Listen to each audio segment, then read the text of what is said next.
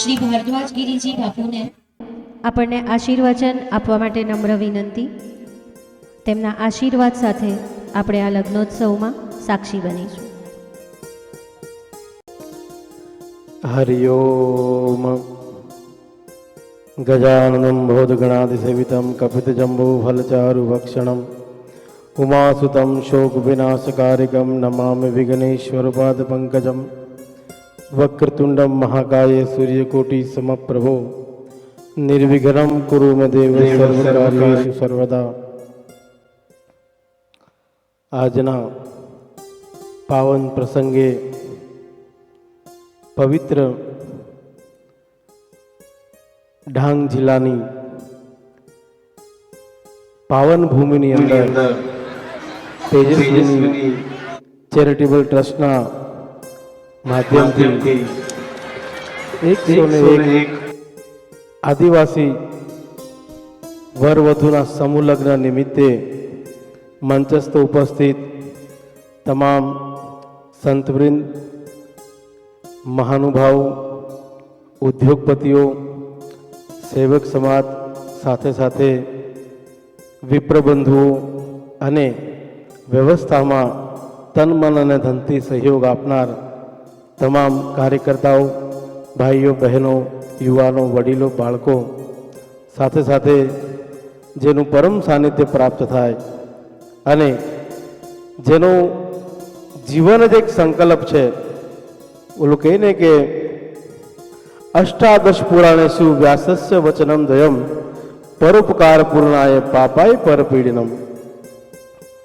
18 પુરાણો, 4 વેદો, આ તમામ સનાતન વૈદિક પરંપરાના તમામ ધર્મ ગ્રંથોનું અધ્યયન કર્યા પછી માત્ર બે જ વસ્તુ કે બે જ સ્થિતિ એવી છે વ્યક્તિ અને જીવની, જો સમજાઈ જાય પછી કોઈ લેશ માત્ર દુઃખ કે ગ્લાનિ જીવનમાં રહેતી નથી। પરોપકાર પૂર્ણાયમ કે પોતાના આ પવિત્ર જીવન રૂપી યાત્રામાંથી તન મન ધનથી, સમયથી, વસ્તુથી, વ્યવસ્થાઓથી જો કોઈ પણ એક ક્ષણ પરોપકાર માટે નીકળી જાય છે તો એનાથી મોટું કોઈ પુણ્ય નથી આ સંસારની અંદર, એવું વ્યાસજી સ્વયં કહે છે।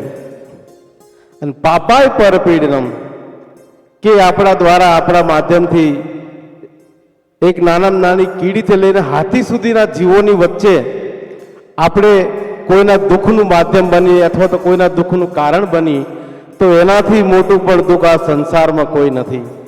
એટલે કહેવાની વસ્તુ કે 101 દંપતીઓના જીવનની અંદર ધર્મ, અર્થ, કામ, મોક્ષની આ ચારે જવાબદારીના ધર્મ ગ્રંથથી, ધર્મ બંધનથી બાંધવાની જે પ્રેરણાની જ્યોત જલાવી એવા બ્રહ્મવાદીની પૂજ્ય હેતલ દીદીના આ માધ્યમથી ને એના સંકલ્પથી વિચાર કરો કે જેનું નામનો અર્થ તમે ઘણી બધી વ્યવસ્થાઓથી સમજી શકો છો। હેતલ કે મતલબ તલ કહેતા ધરાતલથી લઈને હે મતલબ કે ઈશ્વર જ્યારે આપણી ઉપર કોઈ પ્રકારની આપત્તિ, વિપત્તિ, વિડંબના આવે તો આપણે કોને યાદ કરી? પરમાત્માને યાદ કરી કે હે ભગવાન, હે હનુમાન। એમાંથી જે હે શબ્દ છે, જે ધરાતલ એટલે કે તલ કે પૃથ્વીથી લઈને ઉપર સુધી દરેક જીવના, દરેક વ્યક્તિના, દરેક આદિવાસી સમૂહના 311 ગામની અંદર એ લોકોના જીવનની વ્યવસ્થાઓના જે કોઈ નાના નાના માધ્યમોથી સુચારુ રૂપથી સારી રીતે શ્રેષ્ઠ જીવન તરફ કેમ વળે, એ પેઢી, યુવાનો, એ બાળકો, એ વડીલો, નાના મોટા જે કોઈ દૂષણોમાંથી મુક્ત કરીને એના સ્વધર્મ તરફે, સનાતન પ્રત્યે, આધ્યાત્મ પ્રત્યે એ જીવને, એ વ્યક્તિઓને અને એ પરંગણાના ગામડાના લોકોને ખેંચી લાવવાનું જે માધ્યમ બન્યું। સાથે સાથે આપણે હેત કહીએ, હેત કહેતા કે પ્રેમ, સ્નેહ, એક નામનો અર્થ એવો પણ છે કે જેમાં તલભાર, કોઈ પ્રકારનો અહંકાર નથી, અભિમાન નથી, કોઈ એવો ઈગો નથી। કારણ કે આ બધી એવી સરળ વસ્તુઓ છે કે સમજાવી ભાષામાં કહીએ કે જો તમને ખોટું બોલતા આવડી જાય તો લગભગ દુનિયાનું બધું કામ તમને આવડે। કારણ કે ખોટું જ બોલવાનું છે। હેલિકોપ્ટર ઉડાડો તો કે હા ઉડાડી દઈએ, 2 વખત ઉડાડેલું છે, કારણ કે ખોટું બોલતા આવડી ગયું છે। એમ પરોપકાર કરવા માટે, પરમાર્થ કરવા માટે એટલો બધો હૃદયની અંદર અનહદ સ્નેહ, અનહદ પ્રેમ લઈને બેઠા છે આ જેની આજે હું અને તમે બધા સાક્ષીરૂપ છીએ કે આ ભવ્ય માહોલ, એટલા બધા લોકો આટલી મોટી સંખ્યાની અંદર આ જીવનના સારા અને પવિત્ર બંધનમાં બંધાવા જઈ રહ્યા છે 101 નવ દંપતીઓ. આ બધા જના પરોપકારનું, સુખનું, ઐશ્વર્યનું માધ્યમ હેતલ દીદીને પરમાત્માએ નિમિત્ત બનાવ્યા છે. જેમ આપણા મિનિસ્ટર સાહેબે વાત કરી કે ઘણી બધી દીકરીઓ છે, પણ આ ધર્મ ઉપર, આ પંથ ઉપર, આ વ્યવસ્થાઓ ઉપર વ્યક્તિએ કેટલી હદે ત્યાગ કર્યો હશે ત્યારે અહીંયા સુધી પહોંચ્યા છે. કારણ કે આપણે એવી કહેવત છે ને, ત્યાગે સો આગે. ત્યાગ શબ્દ સુધી રહે પણ વ્યવસ્થામાં ન આવે તો એનો કોઈ મતલબ અર્થ નથી. અને આજે આપ બધા અને હું પણ જોઈ રહ્યા છું કે શબ્દ પૂરતી ત્યાગ સીમિત નથી, વ્યવસ્થાઓ સુધી, ધરાતલ સુધી પહોંચાડી દીધો છે કે એના ત્યાગથી, એમની તપસ્યાથી, એના સંકલ્પથી આજે લાખો લોકોના જીવન બદલાઈ રહ્યા છે.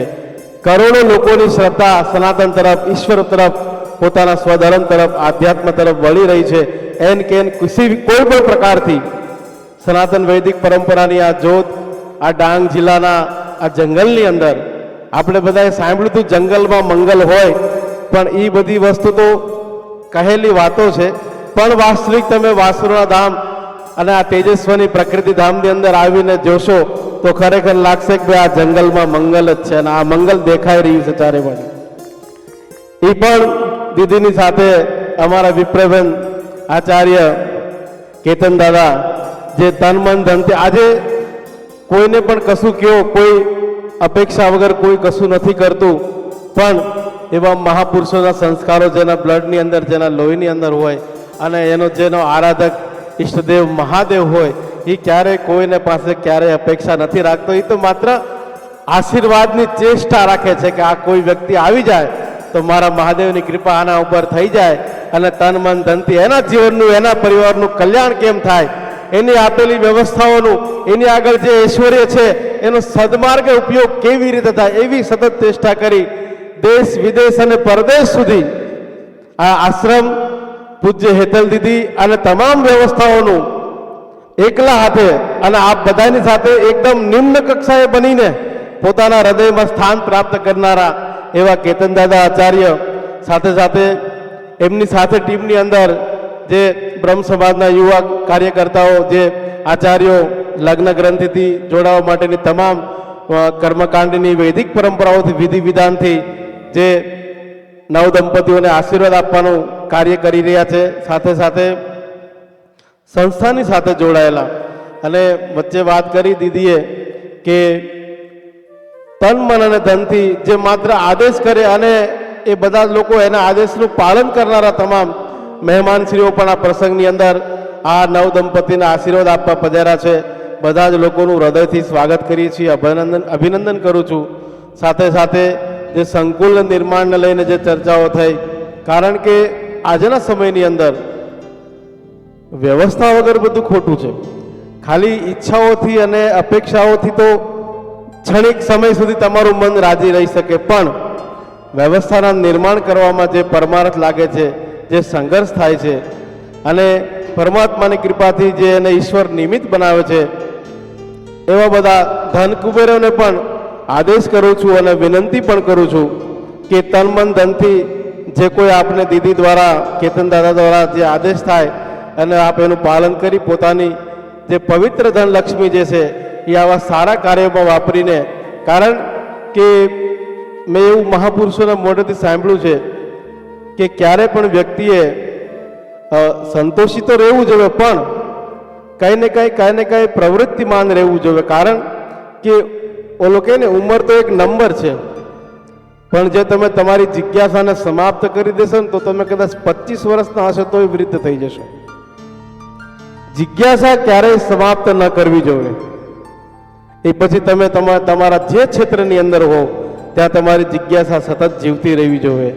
કારણ કે જિજ્ઞાસા એવી આશા છે કે તમને ઠેઠ પરમાત્મા સુધી દર્શનની પ્રાપ્તિ કરાવી દેશે. સંતોષ તો મનથી રાખવાનો, પણ જિજ્ઞાસા ચોક્કસ જીવતી રહેવી જોઈએ કે આ કરશું, પેલું કરશું, ત્યાં જશું, કેમ નહીં થાય, શું લેવા નહીં થાય, એને મળશું, પેલાને મળશું, વિનંતી કરશું, એના માટે ચર્ચાઓ કરશું, એના માટે પ્રવાસ કરશું. તમામ પ્રકારની જિજ્ઞાસાઓને સતત પોતાના કર્તવ્ય કર્મમાં બાંધી રાખવાની, જેથી કરીને આપણે આવા ભગીરથ કાર્યોને આવતા ભવિષ્યની અંદર પણ વધારેથી વધારે સંખ્યામાં અને વધારેથી વધારે લોકો આ પરમારથની અને આ સેવાનો લાભ લે. જે કોઈ નવ દંપતીઓ પોતાના વૈવાહિક જીવનમાં આજથી પ્રભુતામાં પગલાં પાડી રહ્યા છે, ભગવાન સિદ્ધ ગણેશ ગુરુ મહારાજ નેપાલી બાપુના ચરણોમાં પ્રાર્થના કરું કે એમનું આવતું ભવિષ્ય, આવતું જીવન પ્રેમથી, ભાવથી, આદરથી, સત્કારથી અને સનાતન વૈદિક પરંપરાની અંદર જે આદિવાસી સંસ્કૃતિઓમાંથી જે લોકો આવે છે એ લોકોને ખાસ કે પોતાની સંસ્કૃતિને ક્યારેય ન છોડે, પોતાના સ્વધર્મને ક્યારેય ન બદલાવે. ઘણી બધી એવી લાલાહિત કે આપણને જે છે ને છેતરવા માટે લોકો સતત ચારેય બાજુથી ઝાડ બિસાવીને બેઠા છે કે ગમે તે રીતે એને આપણે કન્વર્ટ કરી દઈએ અથવા તો એના સ્વધર્મમાંથી એને આપણે ભ્રષ્ટ કરી દઈએ, પણ કોઈ પ્રકારની લાલચમાં આવ્યા વગર આપણા સનાતન વૈદિક પરંપરાનું જે ગર્વ છે અને તમારી જે આદિવાસી સંસ્કૃતિનો જે ઇતિહાસ છે એને સતત હૃદયની અંદર જીવંત રાખજો.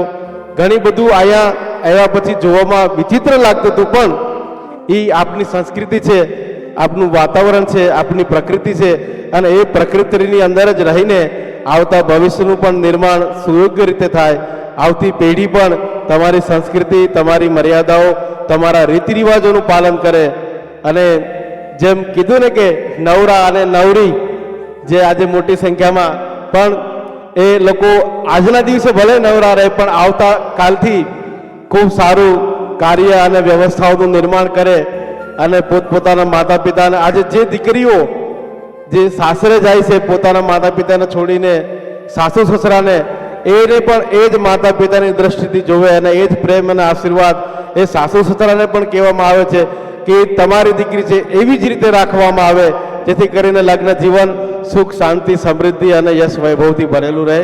દરેકને ખૂબ ખૂબ હૃદયથી આશીર્વાદ, ખૂબ ખૂબ અભિનંદન. ગુરુ મહારાજ આપને તન મન ધનથી સ્વસ્થ રાખે અને આ સંપૂર્ણ સહયોગની અંદર, વ્યવસ્થાની અંદર કાર્યકર્તાઓથી માંડીને, આયોજકોથી માંડીને જે કોઈ પ્રકારનો શ્રમ, જે પ્રકારની મહેનત, જે પ્રકારનો સંકલ્પ કર્યો છે એ બધા જ લોકોને પરમાત્માના ચરણોમાં પ્રાર્થના કરું છું કે સ્વસ્થ રહે, પ્રસન્ન રહે અને આવા કાર્ય, ભગીરથ કાર્યો આવતા ભવિષ્યમાં સતત કરતા રહે એવી પ્રેરણા આપું છું. આશીર્વાદ અસ્તુ. ઓમ નમો નારાયણ. શિવોહમ. હેતલ દીદી ઓફિશિયલ યુટ્યુબ ચેનલને લાઇક, શેર અને સબસ્ક્રાઇબ કરો.